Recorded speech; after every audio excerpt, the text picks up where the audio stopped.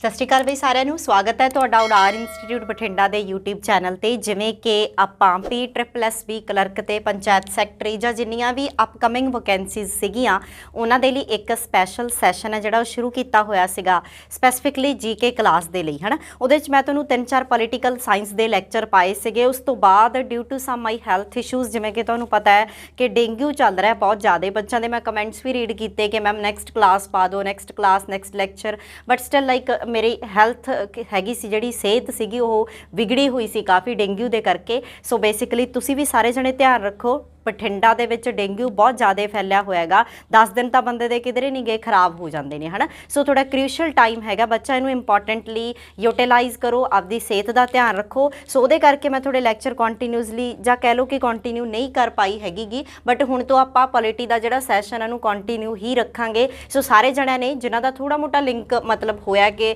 ਚਲੋ ਇੰਨੇ ਦਿਨ ਕਲਾਸ ਨਹੀਂ ਲੱਗੀ ਹੈਗੀ, ਪਤਾ ਨਹੀਂ ਲੱਗ ਰਿਹਾ, ਇੱਕ ਲਿੰਕ ਬਣਿਆ ਹੁੰਦਾ ਉਹ ਟੁੱਟ ਜਾਂਦਾ, ਬ੍ਰੇਕ ਹੋ ਜਾਂਦਾ, ਇੱਕ ਵਾਰੀ ਦੁਬਾਰਾ ਤੋਂ ਜਾ ਕੇ ਕਲਾਸ ਪਹਿਲਾਂ ਵਾਲੀ ਦੇਖਣੀ ਹੈ ਔਰ ਆਪਾਂ ਜਿਹੜਾ ਉਸ ਤੋਂ ਨੈਕਸਟ ਕਲਾਸ ਵਾਲਾ ਪ੍ਰੋਸੈਸ ਆ ਉਹ ਸ਼ੁਰੂ ਕਰਨ ਜਾ ਰਹੀ ਹਾਂ। ਅੱਜ ਜਿਹੜਾ ਸਾਡਾ ਟੌਪਿਕ ਹੋਊਗਾ, ਪਹਿਲੀ ਗੱਲ ਤਾਂ ਬਹੁਤ ਇੰਪੋਰਟੈਂਟ ਹੋਣ ਲੱਗਿਆ ਕਿਉਂਕਿ ਅਸਲੀ ਜਿਹੜੀ ਪੋਲਿਟੀ ਦੀ ਜਾਨ ਹੈ ਨਾ ਸਾਡੀ, ਉਹ ਆਪਾਂ ਅੱਜ ਤੋਂ ਸ਼ੁਰੂ ਕਰਨੀ ਹੈ। ਕਿਵੇਂ ਕਿ ਜਿਹੜਾ ਸਾਡਾ ਪੋਲੀਟੀਕਲ ਸਾਇੰਸ ਦਾ ਅਗਲਾ ਭਾਗ ਆ ਕਿਹੜਾ ਸ਼ੁਰੂ ਹੋ ਰਿਹਾ ਹੈਗਾ, ਭਾਗ 5ਵਾਂ ਸ਼ੁਰੂ ਹੋ ਰਿਹਾ ਹੈਗਾ। ਦੇਖੋ ਇੱਕ ਚੀਜ਼ ਮੈਂ ਥੋੜਾ ਜਿਹਾ ਪਹਿਲਾਂ ਵਾਲੇ ਲੈਕਚਰ ਨਾਲ ਲਿੰਕ ਕਰਕੇ ਤੁਹਾਨੂੰ ਪੜ੍ਹਾ ਰਹੀ ਹਾਂਗੀ। ਇਸ ਤੋਂ ਬਾਅਦ ਆਪਾਂ ਇੱਕ ਸੀਕੁਐਂਸ ਦੇ ਵਿੱਚ ਨਹੀਂ ਚੱਲਾਂਗੇ। 15 ਲੈਕਚਰ ਜਿਹੜੇ ਕਿ ਤਾਂ ਮੋਸਟ ਇੰਪੋਰਟੈਂਟ ਲੈਕਚਰ ਹੋਣਗੇ ਪੋਲੀਟੀਕਲ ਸਾਇੰਸ ਦੇ, ਉਹ ਮੈਂ ਤੁਹਾਨੂੰ ਕਰਵਾਉਂਗੀ। ਪਰ ਉਹਦੇ ਵਿੱਚ ਕਈ ਟੌਪਿਕਸ ਨੇ ਨਾ ਜਿਹੜੇ ਥੋੜੇ ਜਿਹੇ ਬੋਰਿੰਗ ਨੇ, ਕਈ ਟੌਪਿਕ ਥੋੜੇ ਜਿਹੇ ਬੋਰਿੰਗ ਨੇ, ਕਈ ਟੌਪਿਕ ਬਹੁਤ ਇੰਟਰਸਟਡ ਨੇਗੇ, ਹਨਾ। ਤਾਂ ਆਪਾਂ ਜੇ ਇੱਕ ਸੀਕੁਐਂਸ ਦੇ ਵਿੱਚ ਚੱਲਾਂਗੇ ਤਾਂ ਕਈ ਵਾਰੀ 2-3 ਲੈਕਚਰ ਲਗਾਤਾਰ ਬੋਰਿੰਗ ਟੌਪਿਕ ਦੇ ਆ ਜਾਂਦੇ ਨੇ। ਪਹਿਲਾਂ ਆਪਾਂ ਥੋੜਾ ਜਿਹਾ ਇੰਟਰਸਟਿੰਗ ਟੌਪਿਕਸ ਕਰਾਂਗੇ, ਫਿਰ ਉਸ ਤੋਂ ਬਾਅਦ ਆਪਾਂ ਹੌਲੀ ਹੌਲੀ ਬੋਰਿੰਗ ਟੌਪਿਕ ਵੀ ਕਰ ਲਾਂਗੇ। ਇੰਨੇ ਨਾਲ ਨਾ ਤੁਹਾਡੀ ਸਬਜੈਕਟ ਦੇ ਉੱਪਰ ਕਮਾਂਡ ਵੱਧ ਜਾਂਦੀ ਹੈਗੀ, ਇੰਨੇ ਨਾਲ ਤੁਹਾਨੂੰ ਪਤਾ ਲੱਗ ਜਾਂਦਾ ਕਿ ਸਬਜੈਕਟ 'ਚ ਹੈ ਕੀ। ਫਿਰ ਜਦੋਂ ਤੁਸੀਂ ਇੰਟਰਸਟਿੰਗ ਚੀਜ਼ਾਂ ਸਿੱਖ ਲੈਂਦੇ ਹੋ, ਫਿਰ ਤੁਹਾਨੂੰ ਐਂ ਹੁੰਦਾ ਵੀ ਚਲੋ ਯਾਰ ਜਦੋਂ 10 ਅੱਛੀਆਂ ਸਿੱਖ ਲਈਆਂ ਤਾਂ 2-3 ਬੋਰਿੰਗ ਜਿਹਾ ਵੀ ਸਿੱਖ ਲੈਂਦੇ ਆ, ਹਨਾ। ਤਾਂ ਬੇਸਿਕਲੀ ਉਹ ਚੀਜ਼ ਤਾਂ ਨਹੀਂ ਮੈਂ ਤੁਹਾਨੂੰ ਕਰਾ ਰਹੀ, ਤਾਂ ਕਰਕੇ ਮੈਂ ਤੁਹਾਨੂੰ ਬੜੇ ਇੰਟਰਸਟਿੰਗ ਟੌਪਿਕ ਤੋਂ ਅੱਜ ਪਿਕ ਕਰ ਰਹੀ ਹਾਂ। ਇੱਕ ਕਾਫੀ ਆਪਣਾ ਬ੍ਰੇਕ ਪੈ ਗਿਆ, ਸੋ ਜਿਹਦੇ ਕਰਕੇ ਤੁਹਾਨੂੰ ਬੋਰਿੰਗ ਨਾ ਲੱਗੇ, ਅੱਛਾ ਲੱਗੇ ਵੀ ਪੜ੍ਹ ਰਹੀ ਹਾਂ, ਅੱਛਾ ਵਧੀਆ ਫੀਲ ਹੋ ਰਿਹਾ ਵੀ ਪੜ੍ਹ ਰਹੀ ਹਾਂ, ਹਨਾ। ਸੋ ਬੇਸਿਕਲੀ ਜੇ ਆਪਾਂ ਗੱਲ ਕਰੀਏ ਪੋਲੀਟੀਕਲ ਸਾਇੰਸ ਹੈ ਜਿਹੜਾ ਸਾਡਾ ਸਬਜੈਕਟ, ਉਹ 3 ਚੀਜ਼ਾਂ ਦਾ ਕੰਬੀਨੇਸ਼ਨ ਸੀਗਾ। ਇੱਕ ਤਾਂ ਸਾਡੇ ਪੋਲੀਟੀਕਲ ਸਾਇੰਸ ਦੇ ਵਿੱਚ ਭਾਗ ਸੀ ਜਿਹਨੂੰ ਤੁਸੀਂ ਹਿੱਸੇ ਕਹਿ ਦਿੰਦੇ ਹੋ ਔਰ ਜਿਹਨੂੰ ਇੰਗਲਿਸ਼ ਦੇ ਵਿੱਚ ਤੁਸੀਂ ਕੀ ਕਾਲ ਕਰਦੇ ਹੋ, ਪਾਰਟਸ ਕਾਲ ਕਰਦੇ ਹੋ। ਇੱਕ ਸਾਡੇ ਪੋਲੀਟੀਕਲ ਸਾਇੰਸ ਦੇ ਵਿੱਚ ਕੀ ਹੁੰਦੀਆਂ ਸੀ, ਅਨੁਸੂਚੀਆਂ, ਜਿਨ੍ਹਾਂ ਨੂੰ ਤੁਸੀਂ ਇੰਗਲਿਸ਼ ਦੇ ਵਿੱਚ ਕੀ ਕਾਲ ਕਰਦੇ ਸੀ, ਸਕੈਜੂਲਸ ਕਾਲ ਕਰਦੇ ਸੀਗੇ। ਤੇ ਇੱਕ ਸਾਡੇ ਪੋਲੀਟੀਕਲ ਸਾਇੰਸ ਦੇ ਵਿੱਚ ਹੁੰਦੇ ਨੇ ਅਨੁਛੇਦ, ਜਿਨ੍ਹਾਂ ਨੂੰ ਤੁਸੀਂ ਪੰਜਾਬੀ ਦੇ ਵਿੱਚ ਅਨੁਛੇਦ ਤੇ ਅੰਗਰੇਜ਼ੀ ਦੇ ਵਿੱਚ ਕੀ ਬੋਲਦੇ ਹੋ, ਆਰਟੀਕਲ ਬੋਲਦੇ ਹੋ। ਆਪਾਂ ਇਹ ਚੀਜ਼ ਡਿਸਕਸ ਕਰ ਚੁੱਕੇ ਕਿ ਸਾਡਾ ਪੋਲੀਟੀਕਲ ਸਾਇੰਸ ਜਿਹੜਾ ਸਬਜੈਕਟ ਹੈ, ਜਦੋਂ ਅਸੀਂ ਉਹਨੂੰ ਓਪਨ ਕਰਕੇ ਖੋਲ ਕੇ ਪੜਾਂਗੇ ਤਾਂ ਅਸੀਂ ਬੇਸਿਕਲੀ 3 ਚੀਜ਼ਾਂ ਨੇ ਜਿਹੜੀਆਂ ਉਹ ਸਟੱਡੀ ਕਰਾਂਗੇ।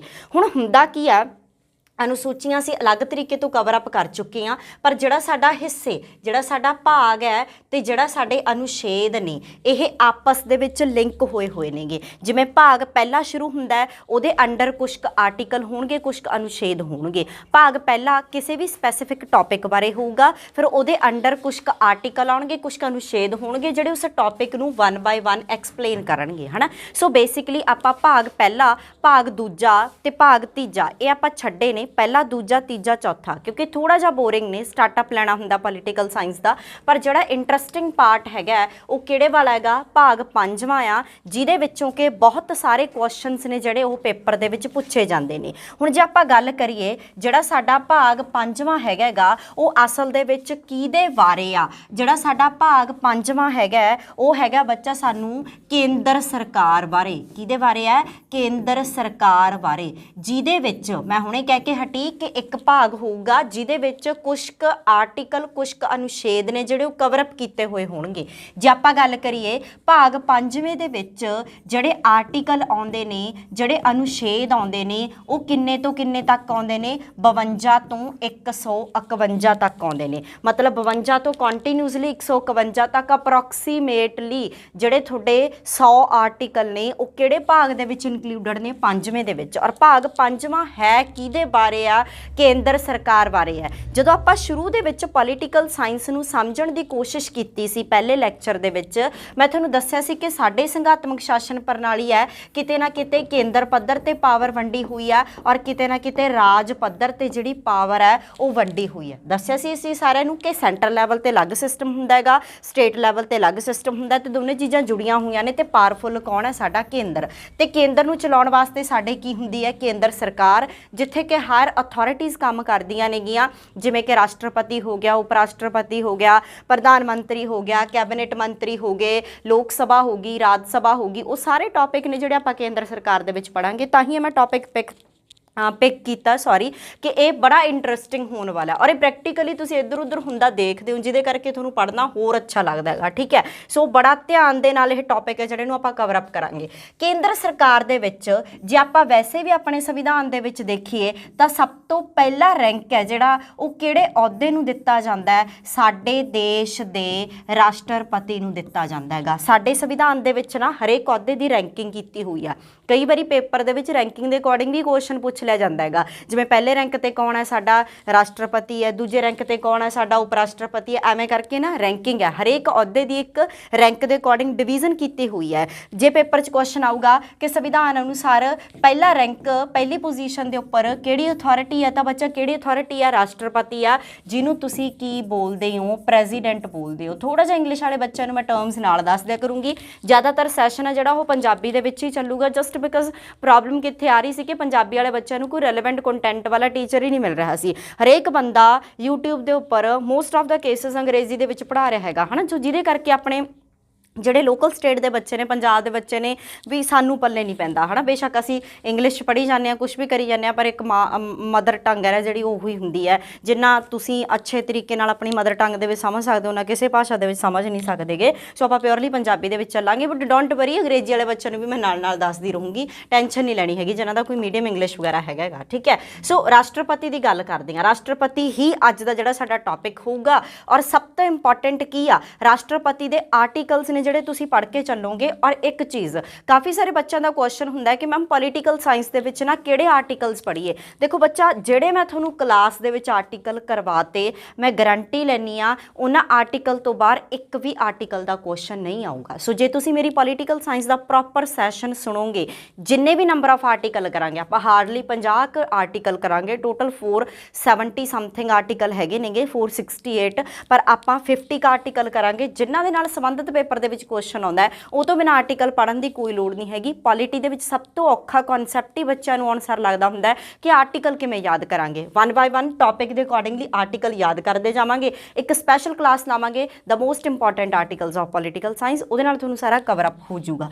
ਸੋ ਬੇਸਿਕਲੀ ਅੱਜ ਦਾ ਜਿਹੜਾ ਸਾਡਾ ਟੌਪਿਕ ਹੈ ਉਹ ਰਾਸ਼ਟਰਪਤੀ ਹੋਊਗਾ। ਜਦੋਂ ਅਸੀਂ ਰਾਸ਼ਟਰਪਤੀ ਜਾਂ ਕਿਸੇ ਵੀ ਅਹੁਦੇ ਬਾਰੇ ਪੜ੍ਹਾਂਗੇ ਤਾਂ ਸਾਨੂੰ ਪੜ੍ਹਨਾ ਪਊਗਾ ਕਿ ਬੇਸ਼ੱਕ ਜਿਹੜਾ ਸਾਡਾ ਅਹੁਦਾ ਹੈਗਾ ਉਹ ਕਿਹੜੇ ਅਨੁਛੇਦ ਦੇ ਅੰਡਰ ਆਉਂਦਾ ਹੈ। ਭਾਰਤੀ ਸੰਵਿਧਾਨ ਦਾ ਆਰਟੀਕਲ, ਭਾਰਤੀ ਸੰਵਿਧਾਨ ਦਾ ਅਨੁਛੇਦ ਕਿਹੜੇ ਵਾਲਾ? 52 ਵਾਲਾ ਗੱਲ ਕਰਦਾ ਹੈ ਕਿ ਭਾਰਤ ਦੇ ਵਿੱਚ ਇੱਕ ਕੀ ਹੋਊਗਾ? ਰਾਸ਼ਟਰਪਤੀ ਹੋਊਗਾ। ਜਿਵੇਂ ਕਿ ਥੋੜੇ ਕਾਂਸਟੇਬਲ ਦੇ ਵਿੱਚ ਨਾ, ਪਤਾ ਨਹੀਂ ਸਬ ਇੰਸਪੈਕਟਰ, ਪਤਾ ਨਹੀਂ ਕਾਂਸਟੇਬਲ ਦੇ ਵਿੱਚ ਕੁਐਸਚਨ ਆਇਆ ਹੋਇਆ ਸੀਗਾ ਕਿ ਉਪ ਰਾਸ਼ਟਰਪਤੀ ਹੋਵੇਗਾ। ਨੀਚੇ ਅਨੁਛੇਦ ਦਿੱਤੇ ਸੀ 62, 65, 67, 68। ਸੋ ਬੇਸਿਕਲੀ ਬੱਚਾ ਕੀ ਹੈ, ਕਈ ਵਾਰੀ ਤੁਹਾਨੂੰ ਸਿੱਧਾ ਕਿਹੜਾ ਬੰਦਾ ਜਾਂ ਕਿਹੜੇ ਬੰਦੇ ਦਾ ਅਹੁਦਾ ਕਿਹੜੇ ਅਨੁਛੇਦ ਦੇ ਅੰਡਰ ਆਉਂਦਾ ਉਹ ਕੁਐਸਚਨ ਵੀ ਪੇਪਰ 'ਚ ਪੁੱਛ ਲੈਂਦੇ ਨੇ। ਜੇ ਆਪਾਂ ਗੱਲ ਕਰਾਂਗੇ ਭਾਰਤ ਦੇ ਰਾਸ਼ਟਰਪਤੀ ਦਾ ਅਹੁਦਾ ਸਾਡੇ ਸੰਵਿਧਾਨ ਦਾ ਕਿਹੜਾ ਆਰਟੀਕਲ ਲੈ ਕੇ ਆਉਂਦਾ? 52। ਜੇ ਆਰਟੀਕਲ 52 ਹੈਗਾ ਤਾਂ ਹੀ ਸਾਡੇ ਦੇਸ਼ ਦੇ ਵਿੱਚ ਕੌਣ ਹੈਗਾ? ਰਾਸ਼ਟਰਪਤੀ। ਜੇ 52 ਉੱਡ ਗਿਆ ਤਾਂ ਰਾਸ਼ਟਰਪਤੀ ਦਾ ਨਾਮ, ਪੋਜੀਸ਼ਨ ਹੈ ਜਿਹੜੀ ਉਹ ਕੀ ਹੋ ਜੂਗੀ? ਖਤਮ ਹੋ ਜੂਗੀ। ਠੀਕ ਹੈ, ਜਿਵੇਂ ਕਿ ਅਸੀਂ ਕਰ ਨਹੀਂ ਸਕਦੇ ਉਹ। ਠੀਕ ਹੈ,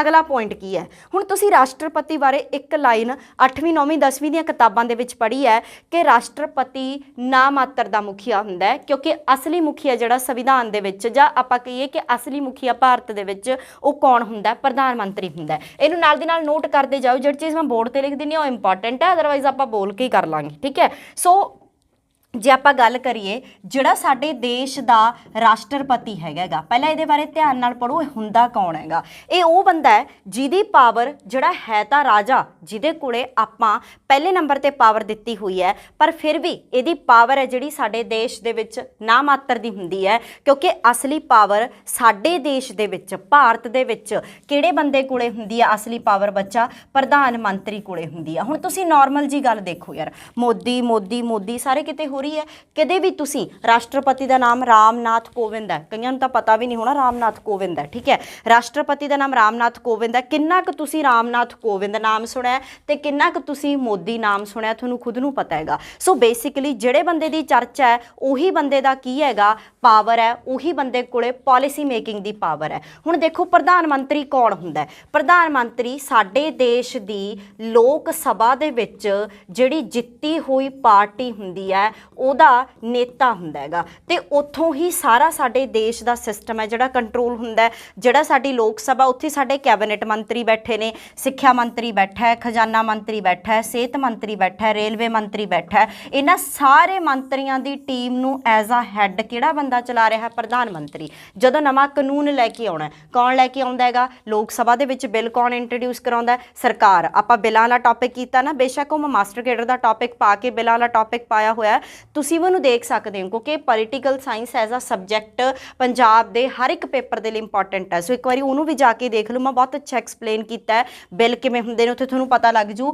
ਕਿ ਕਿੰਨੀ ਕੁ ਪਾਵਰ ਲੋਕ ਸਭਾ ਦੀ ਹੈ, ਤੇ ਲੋਕ ਸਭਾ ਕੋਲੇ ਜੇ ਪਾਵਰ ਹੈ ਤਾਂ ਫਿਰ ਕਿੰਨੀ ਕੁ ਪਾਵਰ ਕਿਹਦੇ ਕੋਲੇ ਹੈ? ਪ੍ਰਧਾਨ ਮੰਤਰੀ ਕੋਲੇ। ਸੋ ਜਿਹੜਾ ਸਾਡਾ ਪ੍ਰਧਾਨ ਮੰਤਰੀ ਹੈ ਇਹ ਅਸਲੀ ਮੁਖੀ ਹੈ, ਔਰ ਰਾਸ਼ਟਰਪਤੀ ਕੀ ਹੈ? ਨਾ ਮਾਤਰ ਦਾ ਮੁਖੀ ਹੈ। ਪਰ ਫਿਰ ਵੀ ਜਿੰਨੇ ਸਾਡੇ ਦੇਸ਼ ਦੇ ਵਿੱਚ ਫੈਸਲੇ ਲਏ ਜਾਂਦੇ ਨੇ ਉਹ ਕਿਹਦੇ ਨਾਂ ਤੇ ਲਏ ਜਾਂਦੇ ਨੇ ਬੱਚਾ? ਰਾਸ਼ਟਰਪਤੀ ਦੇ ਨਾਂ ਤੇ ਹੀ ਲਏ ਜਾਂਦੇ ਨੇਗੇ। ਬਸ ਮਤਲਬ ਕਹਿ ਲਓ ਕਿ ਪੰਜਾਬੀ 'ਚ ਜਿਹੜੀ ਘੁੱਗੀ ਹੈ, ਸਾਈਨ ਹੈ, ਉਹ ਰਾਸ਼ਟਰਪਤੀ ਕਰਦਾ, ਪਰ ਮਰਜ਼ੀ ਸਾਡੇ ਕਿਹਦੀ ਹੁੰਦੀ ਹੈ? ਪ੍ਰਧਾਨ ਮੰਤਰੀ ਦੀ ਹੁੰਦੀ ਹੈ। ਸੋ ਜੇ ਆਪਾਂ ਰਾਸ਼ਟਰਪਤੀ ਦੀ ਗੱਲ ਕਰੀਏ, ਜੇ ਤੁਹਾਨੂੰ ਪੁੱਛਣ, ਇਹਨੂੰ ਆਪਾਂ ਲਿਖ ਸਕਦੇ ਹਾਂ ਕਿ ਰਾਸ਼ਟਰਪਤੀ ਸਾਡਾ ਕਿਹੜਾ ਹੁੰਦਾ ਹੈਗਾ? ਨਾ ਮਾਤਰ ਦਾ ਮੁਖੀਆ ਹੁੰਦਾ ਹੈਗਾ, ਕਿਉਂਕਿ ਪੇਪਰ ਦੇ ਵਿੱਚ ਐਜ਼ ਅ ਪੁਆਇੰਟ ਕੁਐਸਚਨ ਵੀ ਆ ਜਾਂਦਾ ਹੈ ਕਿ ਨਾ ਮਾਤਰ ਦਾ ਮੁਖੀਆ ਜਿਹੜਾ ਸਾਡੇ ਦੇਸ਼ ਦੇ ਵਿੱਚ ਅਸੀਂ ਕਿਹੜੇ ਅਹੁਦੇ ਨੂੰ ਮੰਨ ਕੇ ਚੱਲਦੇ ਹਾਂ? ਕਿਹੜੇ ਅਹੁਦੇ ਨੂੰ ਮੰਨ ਕੇ ਚੱਲਦੇ ਹਾਂ? ਰਾਸ਼ਟਰਪਤੀ ਨੂੰ। ਇਸ ਤੋਂ ਬਿਨਾਂ ਆਪਾਂ ਇਹਨੂੰ ਕਿਹੜਾ ਮੁਖੀਆ ਕਹਿੰਦੇ ਆ? ਸੰਵਿਧਾਨਿਕ ਮੁਖੀਆ ਕਹਿੰਦੇ ਆ। ਸੰਵਿਧਾਨਿਕ, ਇੱਕ ਮਿੰਟ, ਸੰਵਿਧਾਨਿਕ ਸਪੈਲਿੰਗ ਦੇਖ ਲਈਏ, ਗਲਤ ਨਾ ਹੋ ਜਾਣ।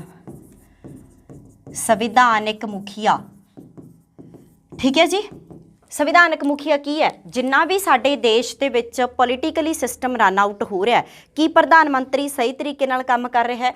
ਕਿ ਲੋਕ ਸਭਾ ਵਿੱਚ ਬਣੀ ਹੋਈ ਸਰਕਾਰ ਸੰਵਿਧਾਨ ਦੀਆਂ ਧਾਰਨਾਵਾਂ ਦੇ ਵਿੱਚ ਰਹਿ ਕੇ ਕੰਮ ਕਰ ਰਹੀ ਹੈ? ਉਹਨੂੰ ਸਾਡੇ ਦੇਸ਼ ਦੇ ਵਿੱਚ ਕੌਣ ਦੇਖਦਾ ਹੈ? ਰਾਸ਼ਟਰਪਤੀ। ਜਿਹਦੇ ਕਰਕੇ ਇਹਨੂੰ ਆਪਾਂ ਕਿਹੜਾ ਮੁਖੀਆ ਬੋਲ ਦਿੰਦੇ ਆ? ਸੰਵਿਧਾਨਕ ਮੁਖੀਆ ਬੋਲ ਦਿੰਦੇ ਆ। 2 ਪੁਆਇੰਟ ਹੋ ਗਏ। ਇੱਕ ਆਪਾਂ ਕੀ ਕਿਹਾ ਸੀ ਕਿ ਫਸਟ ਰੈਂਕ ਦਾ ਬੰਦਾ ਹੈ। ਜੇ ਆਪਾਂ ਦੇਖੀਏ ਪਹਿਲਾ ਅਹੁਦਾ ਜਿਹੜਾ ਪਹਿਲਾ ਰੈਂਕ ਹੈ ਉਹ ਸਾਡੇ ਦੇਸ਼ ਦੇ ਵਿੱਚ ਕਿਹੜੇ ਬੰਦੇ ਨੂੰ ਦਿੱਤਾ ਜਾਂਦਾ ਹੈ? ਰਾਸ਼ਟਰਪਤੀ ਨੂੰ ਦਿੱਤਾ ਜਾਂਦਾ ਹੈਗਾ। ਇੱਕ ਮੈਂ ਹੋਰ ਚੀਜ਼ ਡਿਫਾਈਨ ਕੀਤੀ ਸੀ ਕਿ ਜਿਹੜਾ ਸਾਡਾ ਰਾਸ਼ਟਰਪਤੀ ਹੈਗਾ ਨਾ, ਇਹ ਕੀ ਹੁੰਦਾ ਹੈਗਾ? ਫਾਰਮਲ ਜਾਂ ਹੈੱਡ ਹੁੰਦਾ ਹੈਗਾ। ਬਸ ਇਹੀ ਜਿਹੜਾ ਥੋੜਾ ਨਾ ਮਾਤਰ ਦਾ ਮੁਖੀ ਹੈ, ਇਹਨੂੰ ਤੁਸੀਂ ਇੰਗਲਿਸ਼ ਦੇ ਵਿੱਚ ਕੀ ਬੋਲ ਦਿੰਦੇ ਹੋ? ਫਾਰਮਲ ਹੈੱਡ ਬੋਲ ਦਿੰਦੇ ਹੋ। ਸੰਵਿਧਾਨਕ ਮੁਖੀਆ ਨੂੰ ਤੁਸੀਂ ਕੀ ਬੋਲ ਦਿੰਦੇ ਹੋ? ਕੌਨਸਟੀਟਿਊਸ਼ਨਲ ਹੈੱਡ ਬੋਲ ਦਿੰਦੇ ਹੋ। ਆ ਫਸਟ ਰੈਂਕ ਹੋ ਗਿਆ ਹੈ ਨਾ। ਸੋ ਬੇਸਿਕਲੀ ਰਾਸ਼ਟਰਪਤੀ ਦਾ ਕੰਮ ਇੰਨਾ ਕੁ ਹੈ ਕਿ ਉਹਨੇ ਨਿਗਾਹ ਰੱਖਣੀ ਆ ਕਿ ਸਾਰਾ ਦੇਸ਼ ਇੱਕ ਸਿਸਟਮੈਟਿਕਲੀ ਤਰੀਕੇ ਦੇ ਨਾਲ ਚੱਲ ਰਿਹਾ ਹੈ ਕਿ ਨਹੀਂ ਚੱਲ ਰਿਹਾ। ਔਰ ਆਪਾਂ ਇੱਕ ਚੀਜ਼ ਸਾਰੇ ਜਣਿਆਂ ਨੇ ਕੀਤੀ ਸੀ ਕਿ ਰਾਸ਼ਟਰਪਤੀ ਸਾਡੇ ਦੇਸ਼ ਦੇ ਵਿੱਚ, ਪਹਿਲੀ ਗੱਲ ਤਾਂ ਸਾਡੇ ਦੇਸ਼ ਦੇ ਵਿੱਚ ਕਿਹੜਾ ਸਿਸਟਮ ਹੈ? ਗਣਤੰਤਰ ਸਿਸਟਮ ਹੈ, ਗਣਰਾਜ ਹੈ, ਜਿਹਨੂੰ ਤੁਸੀਂ ਗਣਤੰਤਰ ਦੀ ਜਗ੍ਹਾ ਤੇ ਜ਼ਿਆਦਾ ਕੀ ਪੜ੍ਹਦੇ ਹੋ? ਗਣਰਾਜ। ਪ੍ਰੈਂਬਲ ਕਰਾਇਆ ਸੀ, ਪ੍ਰੈਂਬਲ ਦੇ ਵਿੱਚ ਇੱਕ ਸ਼ਬਦ ਵਰਤਿਆ ਸੀ ਗਣਰਾਜ। ਗਣਰਾਜ ਦਾ ਕੀ ਭਾਵ ਹੈ? ਕਿ ਜਿਹੜਾ ਸਾਡਾ ਹੈੱਡ ਆਫ ਸਟੇਟ ਹੈ, ਭਾਵ ਕਿ ਹੈੱਡ ਆਫ ਸਟੇਟ ਕੌਣ ਹੈ? ਸਾਡਾ ਰਾਸ਼ਟਰਪਤੀ। ਉਹ ਹਮੇਸ਼ਾ ਕੀ ਹੋਊਗਾ? ਚੁਣਿਆ ਹੋਇਆ ਹੋਵੇਗਾ, ਹਮੇਸ਼ਾ ਇਲੈਕਟਡ ਹੋਊਗਾ। 5 ਸਾਲ ਦੇ ਲਈ ਸਾਡੇ ਦੇਸ਼ ਦੇ ਵਿੱਚ ਰਾਸ਼ਟਰਪਤੀ ਚੁਣਿਆ ਜਾਂਦਾ ਹੈ। 5 ਸਾਲ ਦੇ ਬਾਅਦ ਰਾਸ਼ਟਰਪਤੀ ਬਦਲਦਾ ਹੈ। ਕੋਈ ਪੀੜ੍ਹੀ ਦਰ ਪੀੜ੍ਹੀ ਨਹੀਂ ਹੁੰਦੀ, ਰਾਜਾ ਨਹੀਂ ਹੁੰਦਾ, ਡਿਕਟੇਟਰਸ਼ਿਪ ਨਹੀਂ ਹੈਗੀ ਆਪਣੇ, ਠੀਕ ਹੈ। ਸੋ ਇਹ ਪੁਆਇੰਟ ਨੇ ਜਿਹੜੇ ਧਿਆਨ ਦੇ ਵਿੱਚ ਰੱਖਣੇ ਨੇ।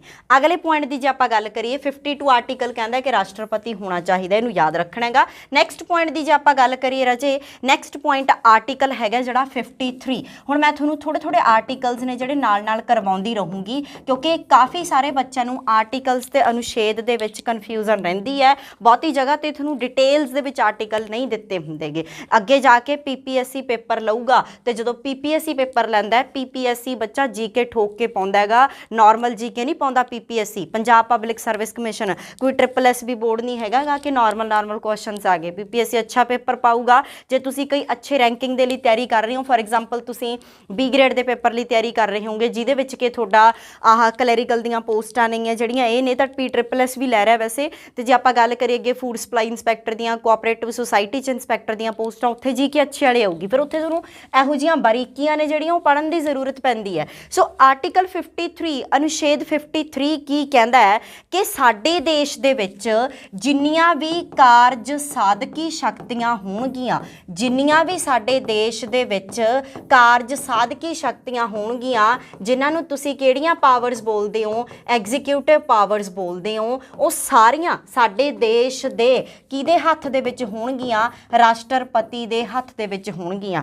ਹੁਣ ਦੇਖੋ, ਬੇਸ਼ੱਕ ਅਸੀਂ ਕਹਿਤਾ ਕਿ ਰਾਸ਼ਟਰਪਤੀ ਨਾ ਮਾਤਰ ਦਾ ਮੁਖੀ ਆ, ਪਰ ਇਹਦਾ ਮਤਲਬ ਇਹ ਨਹੀਂ ਕਿ ਰਾਸ਼ਟਰਪਤੀ ਕੋਲੇ ਪਾਵਰ ਨਹੀਂ ਹੈਗੀ। ਰਾਸ਼ਟਰਪਤੀ ਪਹਿਲੇ ਦਰਜੇ ਦਾ ਬੰਦਾ ਹੈ। ਸੰਵਿਧਾਨ ਦੇ ਅਨੁਸਾਰ ਰਾਸ਼ਟਰਪਤੀ ਨੂੰ ਪਹਿਲਾ ਰੈਂਕ ਦਿੱਤਾ ਗਿਆ, ਸੋ ਕੋਈ ਨਾ ਕੋਈ ਤਾਂ ਉਹਦੇ ਕੋਲੇ ਪਾਵਰ ਹੋਊਗੀ ਨਾ ਜਿਹੜਾ ਸਾਰਿਆਂ ਤੇ ਨਿਗਾਹ ਰੱਖ ਰਿਹਾ ਹੈਗਾ। ਠੀਕ ਹੈ, ਹੁਣ ਜਿਵੇਂ ਆਪਣੇ ਘਰੇ ਦੇਖੋ, ਨਾਰਮਲ ਜੀ ਗੱਲ ਹੈ ਯਾਰ, ਆਪਣੇ ਘਰੇ ਕਮਾਉਂਦਾ ਕਰਦਾ ਕੌਣ ਹੈ? ਸਾਡੇ ਪਾਪਾ ਕਮਾਉਂਦੇ ਨੇ, ਸਾਡੇ ਫਾਦਰ ਕਮਾਉਂਦੇ ਨੇ।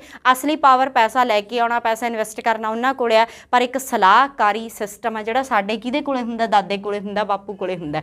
ਬਾਪੂ ਫਿਰ ਜੇ ਆਪਣੇ ਫਾਦਰ ਸਾਹਿਬ ਕਮਾ ਕੇ ਲਿਆ ਰਹੇ ਨੇ, ਇਹਦਾ ਮਤਲਬ ਇਹ ਤਾਂ ਨਹੀਂ ਵੀ ਸਾਡੇ ਦਾਦੇ ਦੀ ਕੀਮਤ ਘਰੇ ਘਟ ਗਈ। ਦਾਦਾ ਤਾਂ ਦਾਦਾ ਹੀ ਹੈ ਨਾ, ਚੱਲੂ ਤਾਂ ਉਹਦੀ। ਠੀਕ ਹੈ, ਸੋ ਬੇਸਿਕਲੀ ਜੇ ਆਪਾਂ ਕਹੀਏ ਰਾਸ਼ਟਰਪਤੀ ਨਾ ਮਾਤਰ ਦਾ, ਇਹਦਾ ਮਤਲਬ ਇਹ ਨਹੀਂ ਕਿ ਉਹਦੀ ਪਾਵਰ ਨਹੀਂ ਚੱਲਦੀ, ਹੈਗੀ ਆ ਉਹਦੇ ਕੋਲੇ ਪਾਵਰ। ਸਭ ਤੋਂ ਇੰਪੋਰਟੈਂਟ ਪਾਵਰ ਉਹਦੇ ਕੋਲੇ ਕਿਹੜੀ ਆ? ਆਰਟੀਕਲ 53 ਵਾਲੀ ਆ, ਜਿਹਦੇ ਅੰਡਰ ਰਹਿ ਕੇ ਸਾਡੇ ਦੇਸ਼ ਦੇ ਰਾਸ਼ਟਰਪਤੀ ਕੋਲੇ ਕਿਹੜੀਆਂ ਸ਼ਕਤੀਆਂ ਹੁੰਦੀਆਂ ਨੇ? ਐਗਜ਼ੀਕਿਊਟਿਵ ਪਾਵਰਸ ਹੁੰਦੀਆਂ ਨੇ। ਹੁਣ ਨਾਂ ਤੋਂ ਨਹੀਂ ਸਮਝ ਆ ਰਿਹਾ ਕਿ ਕਾਰਜ ਸਾਧਕੀ ਹੁੰਦਾ ਕੀ ਹੈ।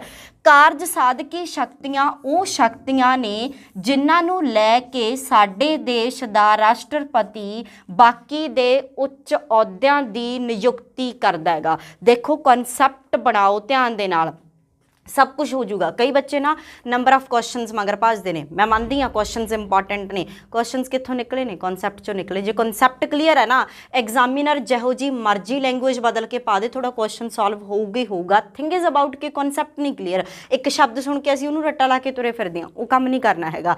ਕੰਪੀਟੀਸ਼ਨ ਇਜ਼ ਨਾਟ ਅਬਾਊਟ ਰੱਟਾ, competition is about concept. So ਧਿਆਨ ਨਾਲ ਸੁਣਦੇ ਜਾਓ। ਪਹਿਲਾਂ ਇੱਥੇ ਦੇਖੋ, ਸਾਡੇ ਦੇਸ਼ ਦੇ ਵਿੱਚ 3 ਤਰੀਕੇ ਨਾਲ ਬੰਦੇ ਚੁਣੇ ਜਾਂਦੇ ਨੇ। ਇੱਕ ਤਾਂ ਹੁੰਦੀ ਹੈ ਨਿਯੁਕਤੀ, ਇੱਕ ਹੁੰਦੀ ਆ ਚੋਣ, ਤੇ ਇੱਕ ਆਪਾਂ ਕੀ ਕਰਦੇ ਆ? ਨਾਮਜ਼ਦ ਕਰਦੇ ਆ। ਜਦੋਂ ਵੀ ਅਸੀਂ ਅਥਾਰਟੀਜ਼ ਨੂੰ ਚੁਣਦੇ ਆ, ਰਾਸ਼ਟਰਪਤੀ, ਉਪ ਰਾਸ਼ਟਰਪਤੀ, ਪ੍ਰਧਾਨ ਮੰਤਰੀ, ਗਵਰਨਰ, ਰਾਜ ਸਭਾ ਦੇ MP, ਲੋਕ ਸਭਾ ਦੇ MP, ਜਾਂ ਫਿਰ ਆਪਾਂ ਚੋਣ ਕਮਿਸ਼ਨਰ ਹੋ ਗਿਆ, ਵਿੱਤ ਕਮਿਸ਼ਨਰ ਹੋ ਗਿਆ, ਇਹੋ ਜਿਹੀਆਂ ਬਾਡੀਜ਼ ਚੁਣਦੇ ਆ, ਤਾਂ ਕਿੰਨੇ ਤਰੀਕੇ ਦੀਆਂ ਸਿਸਟਮ ਕੰਮ ਕਰਦਾ ਹੈ? 3 ਤਰੀਕੇ ਦੇ ਨਾਲ। ਨਿਯੁਕਤੀ ਨੂੰ ਤੁਸੀਂ ਇੰਗਲਿਸ਼ ਦੇ ਵਿੱਚ ਕੀ ਬੋਲਦੇ ਹੋ? ਅਪਾਇੰਟਮੈਂਟ ਬੋਲਦੇ ਹੋ। ਚੋਣ ਨੂੰ ਤੁਸੀਂ ਇੰਗਲਿਸ਼ ਦੇ ਵਿੱਚ ਕੀ ਬੋਲਦੇ ਹੋ ਬੱਚਾ? ਇਲੈਕਸ਼ਨ ਬੋਲਦੇ ਹੋ। ਤੇ ਨਾਮਜ਼ਦ ਨੂੰ ਤੁਸੀਂ ਇੰਗਲਿਸ਼ ਦੇ ਵਿੱਚ ਕੀ ਬੋਲਦੇ ਹੋ? ਨੋਮੀਨੇਸ਼ਨ ਜਾਂ ਨੋਮੀਨੇਟਡ ਬੋਲਦੇ ਹੋ। 3 ਪੁਆਇੰਟ ਸਮਝ ਆਏ?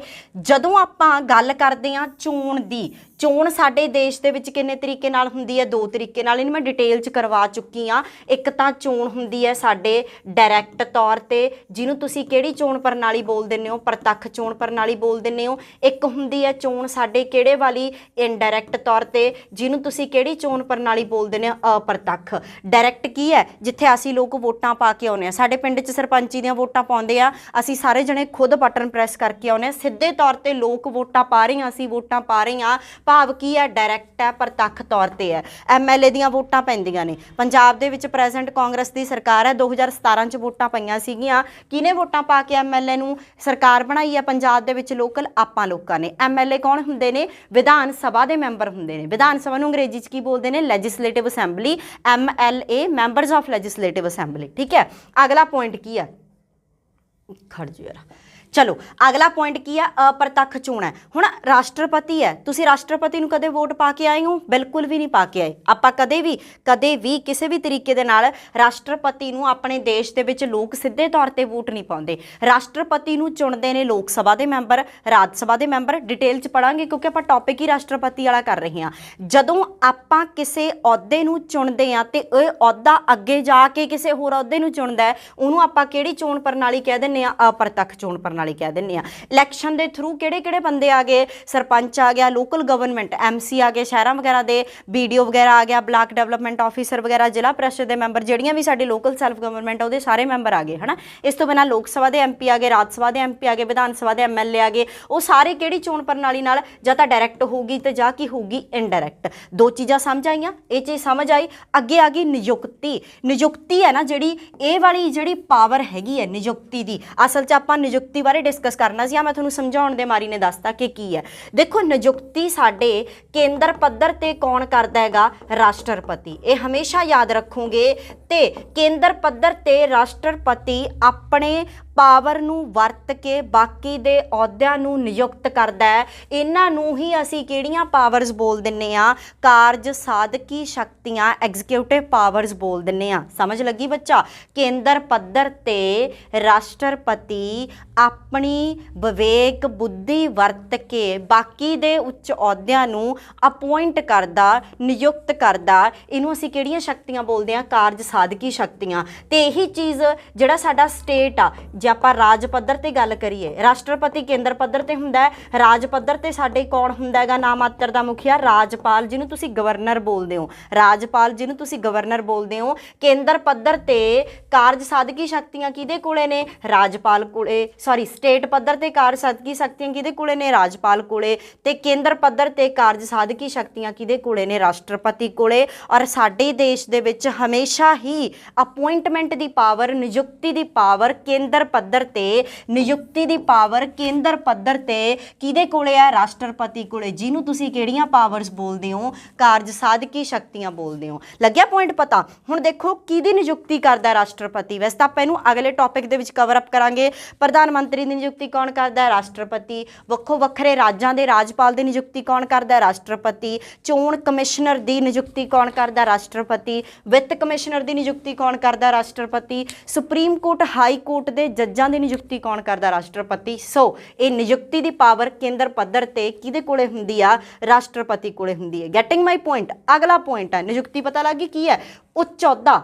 ਜਦੋਂ ਕੋਈ ਉੱਚ ਅਹੁਦਾ ਆਪਣੀ ਪਾਵਰ ਵਰਤ ਕੇ ਕਿਸੇ ਹੋਰ ਉੱਚ ਅਹੁਦੇ ਨੂੰ ਅਪੋਇੰਟ ਕਰੇ, ਉਹਨੂੰ ਅਸੀਂ ਕੀ ਬੋਲਦੇ ਹਾਂ, ਨਿਯੁਕਤੀ। ਤੇ ਸਾਨੂੰ ਧਿਆਨ ਰੱਖਣਾ ਪਊਗਾ ਸਾਡੇ ਦੇਸ਼ ਦੇ ਵਿੱਚ ਕਿਹੜੇ ਅਹੁਦੇ ਨਿਯੁਕਤ ਹੁੰਦੇ ਨੇ, ਕਿਉਂਕਿ ਐਗਜ਼ਾਮੀਨਰ ਹੈ ਨਾ ਜਿਹੜਾ, ਉਹ ਡਾਇਰੈਕਟ ਕੁਐਸਚਨ ਪੁੱਛਦਾ ਹੈ ਕਿ ਪ੍ਰਧਾਨ ਮੰਤਰੀ, ਨੀਚੇ ਆਪਸ਼ਨ ਹੈ, A ਪੁਆਇੰਟ ਹੈ ਚੁਣਿਆ ਜਾਂਦਾ, B ਪੁਆਇੰਟ ਹੈ ਨਾਮਜ਼ਦ ਕੀਤਾ ਜਾਂਦਾ, C ਪੁਆਇੰਟ ਹੈ ਨਿਯੁਕਤ ਕੀਤਾ ਜਾਂਦਾ, D ਪੁਆਇੰਟ ਆ ਉਪਰੋਕਤ ਸਾਰੇ। ਬਹੁਤੇ ਸਾਰੇ ਬੱਚੇ ਪ੍ਰਧਾਨ ਮੰਤਰੀ ਚੁਣਿਆ ਜਾਂਦਾ ਲਿਖ ਕੇ ਆਉਂਦੇ ਆ। ਇਹ ਕਨਸੈਪਟ ਨੂੰ ਮੈਂ ਤੁਹਾਨੂੰ ਪ੍ਰਧਾਨ ਮੰਤਰੀ ਦੇ ਟੌਪਿਕ 'ਚ ਪੜ੍ਹਾਉਂਗੀ ਕਿ ਕਿਸ ਤਰੀਕੇ ਨਾਲ ਪ੍ਰਧਾਨ ਮੰਤਰੀ ਚੁਣਿਆ ਨਹੀਂ ਜਾਂਦਾ, ਨਿਯੁਕਤ ਕੀਤਾ ਜਾਂਦਾ। ਫਿਲਹਾਲ ਇੱਥੋਂ ਮੂਵ ਆਨ ਕਰਦੇ ਹਾਂ। ਆ ਥੋੜਾ ਜਿਹਾ ਨਾਮਜ਼ਦ ਬਾਰੇ ਵੀ ਸੁਣ ਲਓ, ਹੈ ਨਾ, ਤੀਜਾ ਕਾਹਨੂੰ ਛੱਡਣਾ ਹੈਗਾ। ਜੇ ਆਪਾਂ ਗੱਲ ਕਰੀਏ ਰਾਜ ਸਭਾ ਦੇ ਵਿੱਚ 12 ਮੈਂਬਰ ਰਾਸ਼ਟਰਪਤੀ ਆਪਣੀ ਮਰਜ਼ੀ ਨਾਲ ਨੋਮੀਨੇਟ ਕਰਦਾ, ਨਾਮਜ਼ਦ ਕਰਦਾ ਹੈਗਾ। ਇਹ ਪਾਵਰ ਕਿਹਦੇ ਕੋਲੇ ਹੁੰਦੀ ਹੈ, ਰਾਸ਼ਟਰਪਤੀ ਕੋਲੇ ਹੁੰਦੀ ਹੈ। ਇਹਨੂੰ ਆਪਾਂ ਡਿਸਕਸ ਕਰਾਂਗੇ ਲੋਕ ਸਭਾ ਰਾਜ ਸਭਾ ਦੇ ਟੌਪਿਕ ਦੇ ਵਿੱਚ। ਗੈਟਿੰਗ ਮਾਈ ਪੁਆਇੰਟ। ਆਰਟੀਕਲ 53 ਦੇ ਅੰਡਰ ਰਾਸ਼ਟਰਪਤੀ ਕੋਲੇ ਕਾਰਜ ਸਾਧਕੀ ਸ਼ਕਤੀਆਂ ਨੇ। ਕਾਰਜ ਸਾਧਕੀ ਸ਼ਕਤੀਆਂ ਉਹ ਸ਼ਕਤੀਆਂ ਜਿਨ੍ਹਾਂ ਨੂੰ ਵਰਤ ਕੇ ਰਾਸ਼ਟਰਪਤੀ ਕੇਂਦਰ ਪੱਧਰ ਤੇ ਕੀ ਕਰਦਾ ਹੈ, ਨਿਯੁਕਤੀ ਕਰਦਾ ਹੈਗਾ। ਚਲੋ ਜੀ ਅਗਲਾ ਪੁਆਇੰਟ ਕੀ ਹੈਗਾ। ਅਗਲਾ ਪੁਆਇੰਟ ਆ, ਸਾਡੇ ਦੇਸ਼ ਦੇ ਵਿੱਚ ਜਦੋਂ ਕੋਈ ਵੀ ਬੰਦਾ ਰਾਸ਼ਟਰਪਤੀ ਬਣਨ ਜਾ ਰਿਹਾ ਹੈ, ਉਹਦੇ ਲਈ ਕੁਛ ਨਾ ਕੁਛ ਯੋਗਤਾਵਾਂ, ਕੁਆਲੀਫਿਕੇਸ਼ਨਸ ਦਾ ਹੋਣਾ ਜ਼ਰੂਰੀ ਹੈ। ਹਰੇਕ ਅਹੁਦੇਦਾਰ ਜੋ ਵੀ ਬੰਦਾ ਹੁੰਦਾ ਹੈ, ਜਦੋਂ ਆਪਣਾ ਅਹੁਦਾ ਸੰਭਾਲਦਾ ਹੈ, ਤਾਂ ਉਹ ਜਦੋਂ ਵੀ ਆਪਣਾ ਅਹੁਦਾ ਨਹੀਂ ਸੰਭਾਲਦਾ, ਜਦੋਂ ਵੀ ਇਲੈਕਸ਼ਨ ਫਾਈਟ ਕਰਦਾ, ਫਾਰਮ ਫਿਲ ਕਰਦਾ ਹੈਗਾ, ਉਦੋਂ ਬੇਸਿਕਲੀ ਕੋਈ ਨਾ ਕੋਈ ਕੁਆਲੀਫਿਕੇਸ਼ਨਸ ਨੇ ਜਿਹੜੀਆਂ ਉਹ ਤੈਅ ਕੀਤੀਆਂ ਹੁੰਦੀਆਂ ਨੇ ਸੰਵਿਧਾਨ ਵੱਲੋਂ। ਜੇ ਕਿਸੇ ਬੰਦੇ ਨੇ, ਜੇ ਤੁਸੀਂ ਕੱਲ੍ਹ ਨੂੰ ਰਾਸ਼ਟਰਪਤੀ ਬਣਨ ਜਾ ਰਹੇ ਹੋ, ਬਣ ਸਕਦੇ ਹੋ ਕਿਉਂਕਿ ਸਾਡੇ ਡੈਮੋਕ੍ਰੇਸੀ ਹੈ, ਲੋਕਾਂ ਕੋਲੇ ਪਾਵਰ ਹੈ, ਸਾਡੇ 'ਚ ਲੋਕ ਉੱਠ ਕੇ ਜਾਂਦੇ ਨੇ। ਜੇ ਤੁਸੀਂ ਕੱਲ੍ਹ ਨੂੰ ਰਾਸ਼ਟਰਪਤੀ ਬਣਨਾ, ਉਹਦੇ ਲਈ ਕਿਹੜੀਆਂ ਯੋਗਤਾਵਾਂ ਤੁਹਾਡੇ 'ਚ ਹੋਣੀਆਂ ਜ਼ਰੂਰੀ ਨੇ, ਉਹ ਪੁਆਇੰਟ ਨੋਟ ਕਰਨਾ ਹੈਗਾ। ਸਭ ਤੋਂ ਪਹਿਲਾ ਪੁਆਇੰਟ ਹੈ, ਵੈਰੀ ਮਸਟ ਹੈ, ਕਿ ਉਹ ਭਾਰਤ ਦਾ ਨਾਗਰਿਕ ਹੋਵੇ। ਉਹ ਭਾਰਤ ਦਾ ਨਾਗਰਿਕ ਹੋਵੇ। ਦੇਖੋ ਬੱਚੇ, ਸਾਡੇ ਦੇਸ਼ ਦੇ ਵਿੱਚ ਜਦੋਂ ਅਸੀਂ ਵੱਖੋ ਵੱਖਰੇ ਅਹੁਦਿਆਂ ਬਾਰੇ ਪੜ੍ਹਾਂਗੇ, MP ਆਫ ਲੋਕ ਸਭਾ, MP ਆਫ ਰਾਜ ਸਭਾ, ਰਾਜਪਾਲ ਬਾਰੇ, ਕਿਸੇ ਬਾਰੇ ਵੀ ਪੜ੍ਹਾਂਗੇ, ਵੈਰੀ ਮਸਟ ਲਾਈਨ ਹੈ ਕਿ ਉਹ ਭਾਰਤ ਦਾ ਨਾਗਰਿਕ ਹੋਣਾ ਚਾਹੀਦਾ। ਬਾਹਰ ਵਾਲਾ ਬੰਦਾ ਸਾਡੇ ਦੇਸ਼ ਦੇ ਵਿੱਚ ਆ ਕੇ ਰਾਸ਼ਟਰਪਤੀ ਨਹੀਂ ਬਣ ਸਕਦਾ। Very must point. ਦੂਸਰਾ ਪੁਆਇੰਟ ਕੀ ਹੈ, ਉਮਰ ਦਾ ਬੜਾ ਕੁਐਸਚਨ ਆਉਂਦਾ, ਪ੍ਰੀਵੀਅਸ ਈਅਰ ਪੇਪਰ ਚੱਕ ਕੇ ਦੇਖੋ। ਆਪਾਂ ਨੇ ਇੱਕ ਕੁਐਸਚਨ ਸੀਰੀਜ਼ ਸ਼ੁਰੂ ਕਰਨ ਜਾ ਰਹੇ ਹਾਂ ਛੇਤੀ। ਆ ਡੇਂਗੂ ਕਰਕੇ ਕਾਫੀ ਕੁਝ ਪੋਸਟਪੋਨ ਹੋ ਗਿਆ ਯਾਰ, ਤਾਂ ਬੇਸਿਕਲੀ ਆਪਾਂ ਨਾ क्वेश्चन सीरीज क्वेश्चन पिक करांगे, सारे प्रीवियस ईयर क्वेश्चन करवाऊंगी और most of the question political science का 99% कॉन्सैप्ट मेरे क्वेश्चनस कराए हुए जो होगा जिम्मेवार बैठे आप इस काम के लिए वो भारत का नागरिक होवे। दूसरी चीज़ की हैगी है कि उहदी घट्टो घट्ट उम्र आ ना जिहड़ी वो कितनी होनी चाहिए है 35 साल। This is very very important. राष्ट्रपति घट्ट तो घट्ट कितनी उम्र का होना चाहिए है 35 साल का होना चाहिए है। मतलब 34 का नहीं चलू, 32 का नहीं, 33 का नहीं, बड़ा कितना मर्जी होवे। ये चीज़ का ध्यान रखोगे। एक चीज़ ध्यान रखोगे, कई बार एग्जामिनर पूछ लैंदा है कि राष्ट्रपति बनने के लिए वध तो वध कितनी उम्र चाहिए है। वध तो वध उम्र का कोई बंधन नहीं हैगा, चाहे 100 साल का बंदा राष्ट्रपति बन सकता पर 35 तो घट्ट ना होवे। सो तुसी वेट करो कई जने जो 35 साल के हो गए तो बाद फार्म फूरम भर के देखो जे कोई गल बनी तो। सो बेसिकली 35 साल एक मिनिमम उम्र क्राइटेरिया हैगा। तीसरा पॉइंट की हैगा, बहुत इंपॉर्टेंट पॉइंट है, किताबां च बहुत घट जगह ते लिखिया हुंदा है, ध्यान नाल सुनो। जिहड़ा राष्ट्रपति है ना ओह पहला आपां लिख लैंदे आ, ओह लोक सभा दे मैंबर बनन दियां योगतावां रखदा होवे। बड़ा ध्यान नाल सुनना है। राष्ट्रपति ना तो साडे देश दे विच लोक सभा दा मैंबर हुंदा है, ना ही साडे देश दे विच राज सभा दा मैंबर हुंदा है, पर योगतावां किहड़े सदन दे मैंबर बनदियां रखदा होवे, किहड़े सदन दियां बच्चा, लोक सभा दियां। पेपर दे विच दो तरीके नाल कॉन्सैप्ट पूछा जाऊगा। लाइक तुहानूं पुछ रहे ने कि राष्ट्रपति हेठ लिखिया विचों किस सदन दा मैंबर होवेगा। ए ऑप्शन है विधान सभा, बी ऑप्शन है राज्य सभा, सी ऑप्शन है लोक सभा, डी ऑप्शन है किसी का भी नहीं। ऑप्शन की टिक ला के आऊँगे, किसी का भी नहीं, बिकॉज राष्ट्रपति का अपना एक अहुदा है, कोई जरूरी नहीं कि वो MP होगा, मैंबर होगा। अगला पॉइंट की है ये कि कई बार एग्जामिनर पूछ लैंदा है कि जिहड़ा साडा राष्ट्रपति है वो किहड़े सदन का मैंबर बन दियां योगतावां रखदा होवे। फिर तुसीं किहड़ा ऑप्शन टिक करके आओगे, किहड़ा ऑप्शन टिक करके आओगे, लोक सभा। योगतावां लोक सभा दियां रखदा होवे पर मैंबर नहीं हुंदा गा, क्वालीफिकेशन क्राइटेरिया हुंदा जिहड़ा वो लोक सभा दा पूरा करदा होवे। डी पॉइंट की हैगा कि किसी भी लाभदायक अहुदे ते ना लग्या होवे, किसी भी लाभदायक अहुदे ते ना लग्या होवे।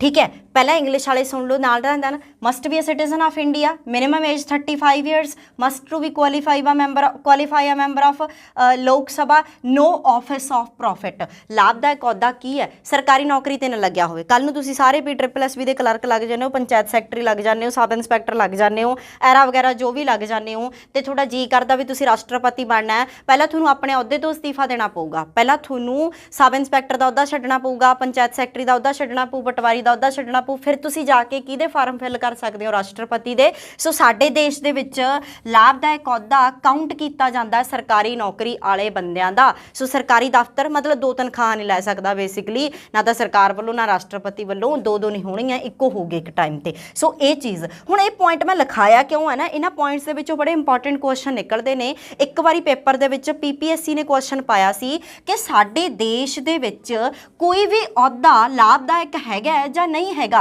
कोई भी अहुदा लाभदायक हैगा जां नहीं हैगा, इहदा फैसला कौन करदा है। समय समय ते नਵੇਂ अहुदे बनी जांदे ने कि आपां उहनूं किहड़ी कैटेगरी दे विच रखांगे, इस चीज़ दा फैसला साडे देश दी कौन करदी आ, संसद करदी है, जिन्हों तुसीं की बोलदे हो, पार्लियामेंट बोलदे हो। ये इंपॉर्टेंट है, ये मैं लाइन इस पॉइंट लई लिखाई आ कि साडे देश दे विच कोई भी अहुदा लाभदायक है जां नहीं, इहदा डिसीजन हमेशा किहदे हत्थ दे विच हुंदा है, पार्लियामेंट दे संसद दे हत्थ विच ਹੁੰਦਾ ਹੈਗਾ। ਇਸ ਤੋਂ ਬਿਨਾਂ ਪਾਗਲ ਜਾਂ ਦਿਵਾਲੀਆ ਨਾ ਹੋਵੇ, मतलब ਕਾਮਲੇ ਬੰਦੇ ਨੂੰ ਅਸੀਂ ਰਾਸ਼ਟਰਪਤੀ नहीं बना सकते। सो बेसिकली ध्यान रखना है, दीज आर द क्वालीफिकेशन, उम्र बहुत जरूरी है, लोक सभा का मैंबर, लाभदायक अहुदा कौन डिसाइड करता है। 3 टाइप के क्वेश्चनस ने ਜਿਹੜੇ ਤੁਹਾਨੂੰ क्वालीफिकेशन ਦੇ ਵਿੱਚੋਂ ਪੁੱਛੇ ਜਾਂਦੇ ਨੇ। और राष्ट्रपति ਦੀਆਂ क्वालीफिकेशन ਕਿਹੜੇ अनुच्छेद ਦੇ ਵਿੱਚ ਆ ਜਾਂਦੀਆਂ ਨੇ, 58 अनुच्छेद 58 ਕਹਿੰਦਾ ਕਿ ਰਾਸ਼ਟਰਪਤੀ ਬਣਨ ਦੇ ਲਈ ਆਹ ਯੋਗਤਾਵਾਂ ਚਾਹੀਦੀਆਂ ਨੇ। Next point that is very very important ਕਿਹੜਾ ਜੀ, ਪਹਿਲਾਂ ਤਾਂ अनुच्छेद ही लिख लो 54। खड़ जाओ, अनुच्छेद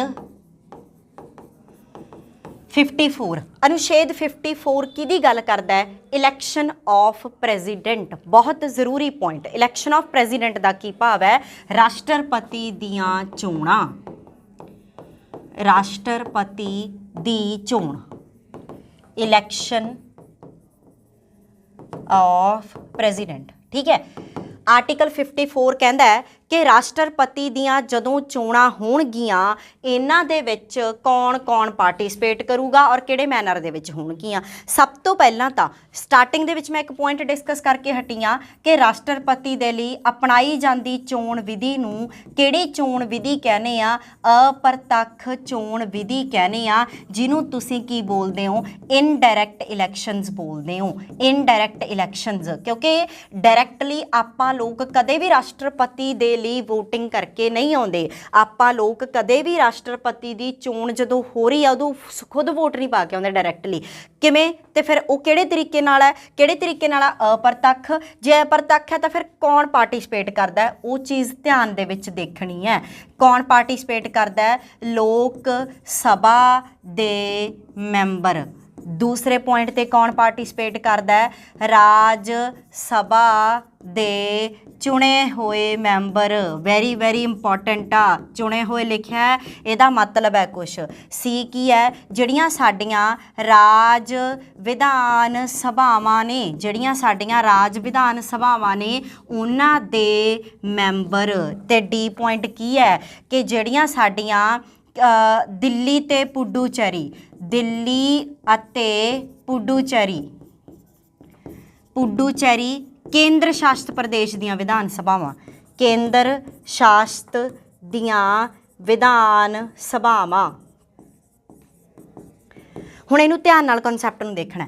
ਪਹਿਲੀ ਗੱਲ ਤਾਂ ਮੈਂ ਲੋਕ ਸਭਾ ਦੇ ਸਾਰੇ ਮੈਂਬਰ ਲਿਖਤੇ, ਚੁਣੇ ਹੋਏ ਨਹੀਂ ਲਿਖੇ। ਅੱਜ ਤੋਂ 1 ਸਾਲ ਪਹਿਲਾਂ ਲੋਕ ਸਭਾ ਦੇ ਚੁਣੇ ਹੋਏ ਮੈਂਬਰ ਲਿਖੇ ਜਾਂਦੇ ਸੀ।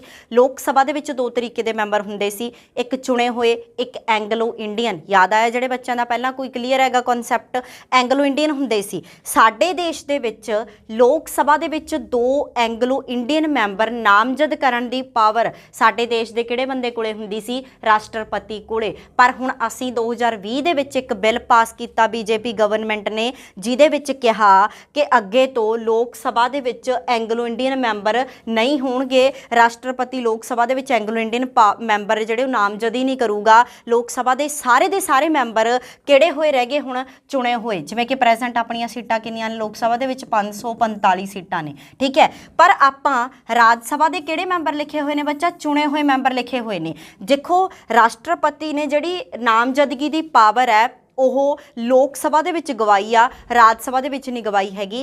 ਰਾਜ ਸਭਾ ਦੇ ਵਿੱਚ ਪ੍ਰੈਜ਼ੈਂਟ 245 ਸੀਟਾਂ ਨੇ। 245 ਦੇ ਵਿੱਚੋਂ 233 ਮੈਂਬਰ ਤਾਂ ਹੁੰਦੇ ਨੇਗੇ ਚੁਣੇ ਹੋਏ ਤੇ 12 ਮੈਂਬਰ ਹੁੰਦੇ ਨੇ ਜਿਹੜੇ ਨਾਮਜ਼ਦ ਕੀਤੇ ਹੋਏ, ਨੋਮੀਨੇਟਡ ਮੈਂਬਰ। ਨਾਮਜ਼ਦ ਕੌਣ ਕਰਦਾ ਇਹਨਾਂ ਨੂੰ? ਸਾਡੇ ਦੇਸ਼ ਦਾ ਰਾਸ਼ਟਰਪਤੀ। ਜਿਵੇਂ ਆਪਾਂ ਪੜ੍ਹਦੇ ਹਾਂ ਕਲਾ, ਸਾਹਿਤ, ਵਿਗਿਆਨ ਤੇ ਸਮਾਜ ਸੇਵਾ ਦੇ ਖੇਤਰ ਦੇ ਵਿੱਚ ਇਹਨਾਂ 4 ਤੋਂ ਬਿਨਾਂ ਕਿਤੇ ਨਹੀਂ ਟਿਕ ਲਾਉਣਾ ਹੈਗਾ। ਇਹ 4 ਹੀ ਸੰਵਿਧਾਨ 'ਚ ਹੈ, ਕਿਉਂਕਿ ਕਈ ਚੀਜ਼ਾਂ ਸੰਵਿਧਾਨ ਦੇ ਵਿੱਚ ਮੈਂਸ਼ਨ ਨੇ, ਉਹਨਾਂ ਨੂੰ ਆਪਾਂ ਬਦਲ ਹੀ ਨਹੀਂ ਸਕਦੇਗੇ। ਸੋ ਰਾਸ਼ਟਰਪਤੀ 4 ਖੇਤਰਾਂ ਦੇ ਵਿੱਚ ਜਿਹੜੇ ਮੈਂਬਰ ਨੇ, ਕਿਹੜੇ ਸਮਾਜ ਸੇਵਾ, ਕਲਾ, ਸਾਹਿਤ, ਵਿਗਿਆਨ, ਇਹਨਾਂ 4ਾਂ ਦੇ ਵਿੱਚੋਂ 12 ਮੈਂਬਰ ਕੱਢ ਕੇ ਸਾਡੇ ਦੇਸ਼ ਦੀ ਰਾਜ ਸਭਾ 'ਚ ਨਾਮਜ਼ਦ ਕਰਦਾ ਹੈ। ਔਰ ਜਿਹੜੇ ਨਾਮਜ਼ਦ ਕੀਤੇ ਗਏ ਮੈਂਬਰ ਹੁੰਦੇ ਨੇ, ਵੈਰੀ ਵੈਰੀ ਇੰਪੋਰਟੈਂਟ, ਜਿਹੜੇ ਨਾਮਜ਼ਦ ਕੀਤੇ ਗਏ ਮੈਂਬਰ ਹੁੰਦੇ ਨੇ ਉਹ ਕਦੇ ਵੀ ਰਾਸ਼ਟਰਪਤੀ ਦੀ ਚੋਣ ਦੇ ਲਈ ਹਿੱਸਾ ਨਹੀਂ ਲੈਂਦੇ। ਨਾਮਜ਼ਦ ਕੀਤੇ ਗਏ ਮੈਂਬਰ ਕਦੇ ਵੀ ਰਾਸ਼ਟਰਪਤੀ ਦੀ ਚੋਣ ਲਈ ਹਿੱਸਾ ਨਹੀਂ ਲੈਂਦੇ। ਤਾਂ ਹੀ ਮੈਂ ਰਾਜ ਸਭਾ ਦੇ ਕੁੱਲ ਨਹੀਂ ਲਿਖਿਆ, ਚੁਣੇ ਹੋਏ ਮੈਂਬਰ ਲਿਖਿਆ ਹੈਗਾ। ਅਗਲਾ ਪੁਆਇੰਟ, ਰਾਜ ਵਿਧਾਨ ਸਭਾਵਾਂ ਦੇ ਮੈਂਬਰ। ਸਾਡੀਆਂ ਸਟੇਟ ਅਸੈਂਬਲੀ ਦੇ MLA 28 ਰਾਜ ਨੇ। 28 ਰਾਜਾਂ ਦੇ ਵਿੱਚੋਂ ਹਰੇਕ ਸਟੇਟ ਦੇ ਵਿੱਚੋਂ ਵਿਧਾਨ ਸਭਾ ਦੇ MLA ਪਾਰਟਿਸਿਪੇਟ ਕਰਨਗੇ। And D the most important point, ਕਿਉਂ ਕੀ ਲਿਖਿਆ ਹੈਗਾ ਆ ਇੱਕ ਵਾਰੀ ਪੜ੍ਹ ਲਓ। ਦਿੱਲੀ ਤੇ ਪੁਡੂਚੇਰੀ, ਬੋਰਡ ਸਾਫ਼ ਕਰਕੇ ਸਮਝਾਉਣੇ ਇਹਨੂੰ ਆਪਾਂ। ਦਿੱਲੀ ਤੇ ਪੁਡੂਚੇਰੀ ਸਾਡੇ ਦੇਸ਼ ਦੇ ਵਿੱਚ ਪ੍ਰੈਜ਼ੈਂਟ ਟੋਟਲ 8 UTs ਨੇ, 8 ਕੇਂਦਰ ਸ਼ਾਸਿਤ ਪ੍ਰਦੇਸ਼ ਨੇ। ਸਾਨੂੰ ਪਤਾ ਹੈ ਜਿਹੜਾ UTs ਨੇ, ਜਿਹੜੇ ਕੇਂਦਰ ਸ਼ਾਸਿਤ ਪ੍ਰਦੇਸ਼ ਨੇ, ਇਹਨਾਂ ਦਾ ਪ੍ਰਸ਼ਾਸਨਿਕ ਪ੍ਰਬੰਧ ਥੋੜ੍ਹਾ ਜਿਹਾ ਵੱਖਰੇ ਤਰੀਕੇ ਨਾਲ ਚਲਾਇਆ ਜਾਂਦਾ ਹੈਗਾ। ਜਿਵੇਂ ਆਪਣੇ ਰਾਜਾਂ ਦੇ ਵਿੱਚ ਕੀ ਹੁੰਦਾ? ਵਿਧਾਨ ਸਭਾ ਵਿੱਚ ਜਿੱਤੀ ਹੋਈ ਪਾਰਟੀ ਦੀ ਸਰਕਾਰ, ਔਰ ਵਿਧਾਨ ਸਭਾ ਨੂੰ ਚਲਾਉਣ ਵਾਸਤੇ ਕੌਣ ਹੁੰਦਾ? ਮੁੱਖ ਮੁੱਖ ਮੰਤਰੀ, ਪਰ यूटी ਦੇ ਵਿੱਚ ਕੀ ਹੁੰਦੇ ਨੇ, ਲੈਫਟੀਨੈਂਟਲ ਗਵਰਨਰਸ ਹੁੰਦੇ ਨੇ ਜਾਂ ਗਵਰਨਰ ਹੁੰਦੇ ਨੇ। ਸਿੱਧਾ ਕੇਂਦਰ ਤੋਂ, ਸੈਂਟਰ ਤੋਂ ਕੀ ਬਣਦਾ ਹੈਗਾ, ਸਿਸਟਮ ਕੰਟਰੋਲ ਹੁੰਦਾ ਹੈ। ਜੰਮੂ ਕਸ਼ਮੀਰ ਨੂੰ यूटी ਕਿਉਂ ਬਣਾਇਆ ਗਿਆ, ਕਿਉਂਕਿ ਸੈਂਟਰ ਨੇ ਆਪਦੇ ਹੇਠ ਲੈਣਾ ਸੀਗਾ। ਸਟੇਟ ਬਣੂਗਾ ਤਾਂ ਕੀ ਬਣੂਗਾ, ਵਿਧਾਨ ਸਭਾ ਬਣੂਗੀ, ਵਿਧਾਨ ਸਭਾ ਬਣੂਗੀ ਤਾਂ ਲੋਕਾਂ ਵੋਟ ਪਾ ਕੇ ਸਰਕਾਰਾਂ ਬਣਾਉਣਗੇ। ਜੇ ਕਿਤੇ ਜੰਮੂ ਕਸ਼ਮੀਰ ਕੀ ਬਣ ਗਿਆ, यूटी ਬਣ ਗਿਆ, ਸਿੱਧਾ ਕਿਹਦੇ ਕੋਲੇ ਆ ਗਿਆ, ਸੈਂਟਰ ਕੋਲੇ ਆ ਗਿਆ, ਕਿਉਂਕਿ ਗਵਰਨਰ यूटी ਦੇ ਗਵਰਨਰ ਨੂੰ ਅਪਾਇੰਟ ਕੌਣ ਕਰਦਾ, ਰਾਸ਼ਟਰਪਤੀ। ਰਾਸ਼ਟਰਪਤੀ ਕਿੱਥੋਂ ਹੁੰਦਾ, ਸੈਂਟਰ ਦਾ, ਤਾਂ ਹੀ ਕਰਕੇ, ਠੀਕ ਹੈ। ਤੇ ਪਰ ਸਾਡੇ ਦੇਸ਼ ਦੇ ਵਿੱਚ 2 यूटी ਇਹੋ ਜਿਹੇ ਨੇ, ਕਿਹੜੇ ਕਿਹੜੇ ਬੱਚਾ, ਦਿੱਲੀ ਤੇ ਦੂਸਰਾ ਕਿਹੜਾ यूटी ਹੈ, ਪੁਡੂਚੇਰੀ, ਜਿੱਥੇ ਗਵਰਨਰ ਵੀ ਨੇ ਪਰ ਉਹਦੇ ਨਾਲ ਨਾਲ ਕੀ ਹੈਗੀ, ਵਿਧਾਨ ਸਭਾ। ਹੁਣ ਆਪਾਂ ਸਾਰੇ ਜਣਿਆਂ ਨੇ ਸੁਣਿਆ ਦਿੱਲੀ ਦਾ ਜਿਹੜਾ CM ਹੈ ਕੇਜਰੀਵਾਲ CM ਹੈ, ਤਾਂ ਡੈਫੀਨੇਟਲੀ ਇੱਥੇ ਵਿਧਾਨ ਸਭਾ ਹੈਗੀ ਹੈ। ਸੋ ਜਿਹੜੇ ਕੇਂਦਰ ਸ਼ਾਸਿਤ ਪ੍ਰਦੇਸ਼ਾਂ ਦੇ ਵਿੱਚ ਵਿਧਾਨ ਸਭਾ ਲਾਈਕ ਦਿੱਲੀ ਤੇ ਪੁਡੂਚੇਰੀ, ਉਹਨਾਂ ਦੇ ਮੈਂਬਰ ਕੀ ਕਰਦੇ ਨੇ, ਪਾਰਟੀਸਪੇਟ ਕਰਦੇ ਨੇ। ਉਹਨਾਂ ਦੇ ਮੈਂਬਰ ਕੀ ਕਰਦੇ ਨੇ, ਪਾਰਟੀਸਪੇਟ ਕਰਦੇ ਨੇ। ਕਾਹਦੇ ਲਈ ਪਾਰਟੀਸਪੇਟ ਕਰਦੇ ਨੇਗੇ, ਕਾਹਦੇ ਲਈ ਪਾਰਟੀਸਪੇਟ ਕਰਦੇ ਨੇ, ਰਾਸ਼ਟਰਪਤੀ ਦੀ ਇਲੈਕਸ਼ਨ ਲਈ। ਇਹ ਪੇਪਰ ਦੇ ਵਿੱਚ ਬਹੁਤ ਇੰਪੋਰਟੈਂਟ ਕੁਐਸਚਨ ਬਣਦਾ ਹੈ ਕਿ ਕਿਹੜੇ ਕਿਹੜੇ ਕੇਂਦਰ ਸ਼ਾਸਿਤ ਪ੍ਰਦੇਸ਼ ਰਾਸ਼ਟਰਪਤੀ ਦੀ ਇਲੈਕਸ਼ਨ 'ਚ ਹਿੱਸਾ ਲੈਂਦੇ ਨੇ, ਦਿੱਲੀ ਤੇ ਪੁਡੂਚੇਰੀ। ਦਿੱਲੀ ਦੇ ਵਿੱਚ ਜਿਹੜੀ ਅਸੈਂਬਲੀ ਹੈ 1991 ਦੇ ਵਿੱਚ ਐਸਟੈਬਲਿਸ਼ ਹੋਈ ਸੀ, ਇਹ 1963 ਦੇ ਵਿੱਚ ਹੋਈ ਸੀ। ਨੋਟ ਸੋ ਇੰਪੋਰਟੈਂਟ, ਇਹ ਯਾਦ ਰੱਖਣਾ। ਚਲੋ ਜੀ, ਰਾਸ਼ਟਰਪਤੀ ਦੀ ਚੋਣ ਪ੍ਰਣਾਲੀ ਕਿਹੜੀ ਵਿਧੀ ਨਾਲ ਹੁੰਦੀ ਹੈ, ਅਪ੍ਰਤੱਖ ਵਿਧੀ ਦੇ ਨਾਲ। ਨੋਮੀਨੇਟਡ ਮੈਂਬਰ, ਨਾਮਜ਼ਦ ਕੀਤੇ ਮੈਂਬਰ ਪਾਰਟੀਸਪੇਟ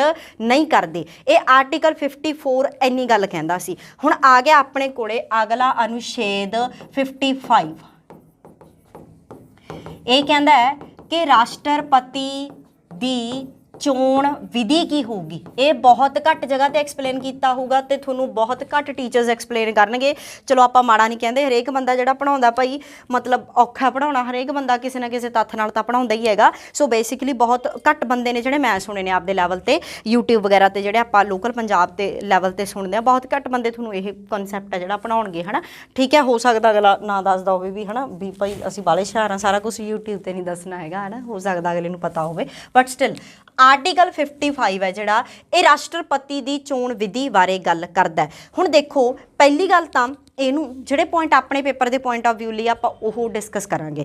ਰਾਸ਼ਟਰਪਤੀ ਦੀ ਜਿਹੜੀ ਚੋਣ ਵਿਧੀ ਆ ਉਹ ਅਪ੍ਰਤੱਖ ਹੁੰਦੀ ਹੈ, ਇਹਨੂੰ ਆਪਾਂ ਡਿਸਕਸ ਕਰ ਚੁੱਕੇ ਹਾਂ। ਇੱਕ ਚੀਜ਼, ਰਾਸ਼ਟਰਪਤੀ ਦੀ ਚੋਣ ਵਿਧੀ ਜਿਹੜੀ ਆਪਾਂ ਹੁਣ ਦੇਖਾਂਗੇ, ਇਹ ਕਿਹੜੇ ਦੇਸ਼ ਦਾ ਕਨਸੈਪਟ ਹੈ, ਆਇਰਲੈਂਡ ਦਾ ਕਨਸੈਪਟ ਹੈ। ਰਾਸ਼ਟਰਪਤੀ ਸਾਡੇ ਦੇਸ਼ ਦੇ ਵਿੱਚ ਕਿਹੜੇ ਦੇਸ਼ ਦਾ ਕਨਸੈਪਟ ਹੈ, ਇੰਗਲੈਂਡ ਦਾ ਕਨਸੈਪਟ ਹੈ। ਦੇयर ਸ਼ੁੱਡ ਬੀ ਅ ਪ੍ਰੈਜ਼ੀਡੈਂਟ। ਜਿਹੋ ਜਿਹੀ ਪਾਵਰ ਸਾਡੇ ਦੇਸ਼ ਦੇ ਰਾਸ਼ਟਰਪਤੀ ਹੁੰਦੀ ਹੈ, ਉਹੋ ਜਿਹੀ ਪਾਵਰ ਇੰਗਲੈਂਡ ਦੇ ਰਾਜੇ ਦੀ ਹੁੰਦੀ ਹੈ, ਸੇਮ ਹੈ, ਨਾ ਮਾਤਰ ਦਾ ਮੁਖੀ ਹੈ। ਪਰ ਰਾਸ਼ਟਰਪਤੀ ਦੀ ਚੋਣ ਵਿਧੀ ਕਿੱਥੋਂ ਲਈ ਗਈ ਆਪਾਂ ਨੇ, ਆਇਰਲੈਂਡ ਤੋਂ, ਕਿਉਂਕਿ ਆਪਣਾ ਰਾਸ਼ਟਰਪਤੀ ਚੁਣਿਆ ਹੋਇਆ ਹੁੰਦਾ। ਇੰਗਲੈਂਡ ਦਾ ਤਾਂ ਰਾਜਸੀ ਹੁੰਦਾ, ਮੋਨਾਰਕੀ ਆ ਉੱਥੇ ਸਿਸਟਮ, ਠੀਕ ਹੈ।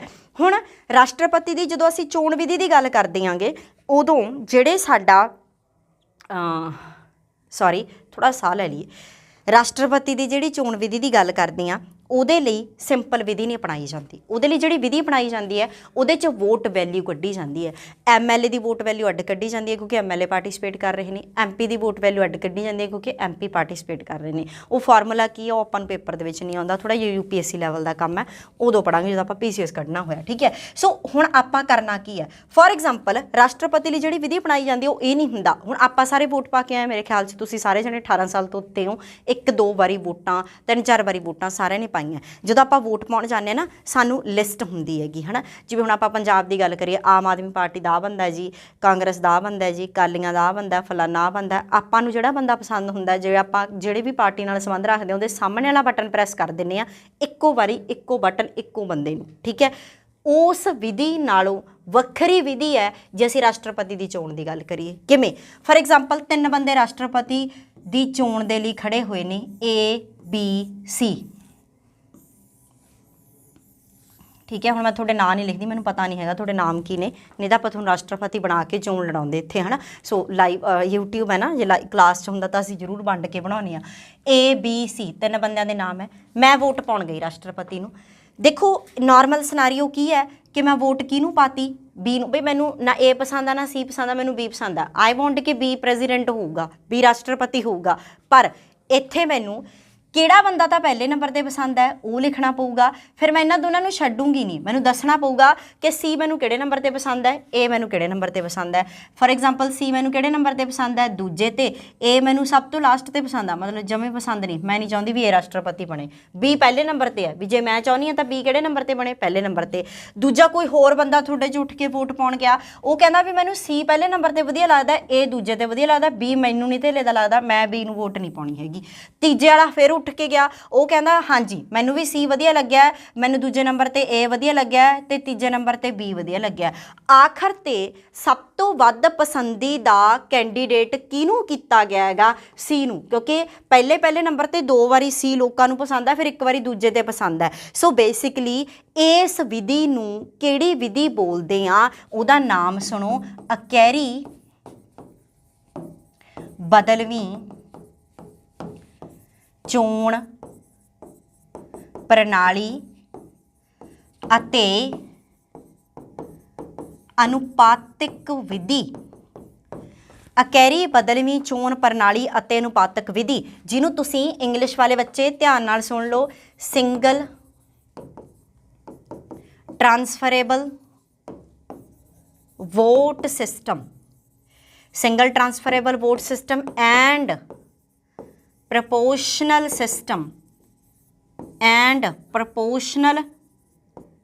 ਸਿਸਟਮ ਧਿਆਨ ਰੱਖੋਗੇ।